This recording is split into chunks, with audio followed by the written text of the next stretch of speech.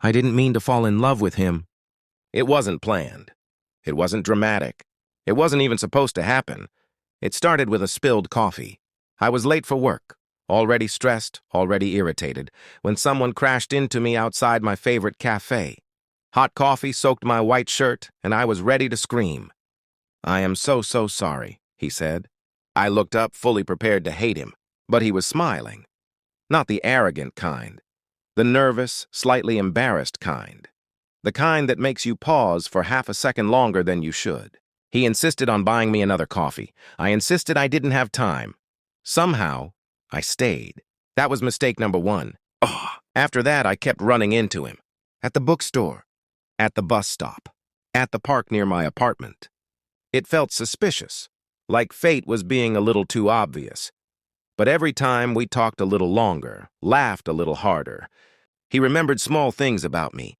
That I hated caramel. That I wanted to travel but was scared of planes. That I pretended to be confident when I was actually overthinking everything. No one had ever noticed the details before. We became just friends. The dangerous kind. The kind where your hands brush for a second too long. Where your goodbye hugs feel warmer than they should. Where silence isn't awkward, it's electric. One night, it rained unexpectedly. We were stuck under a tiny bus stop shelter, laughing at how unprepared we both were. "You know," he said softly, "I think that coffee accident was the best thing that's happened to me this year." My heart did something stupid, because I felt the same. The problem? I wasn't looking for love. I had promised myself I wouldn't fall again. Not after the last heartbreak. But love doesn't ask for permission. It doesn't check your schedule. It doesn't care about your rules. It just happens.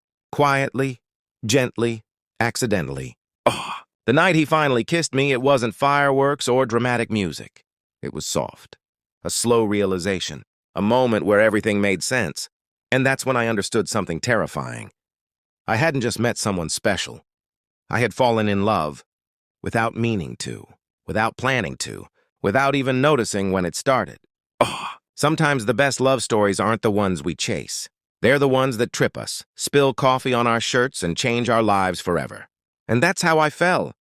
Completely, hopelessly, accidentally in love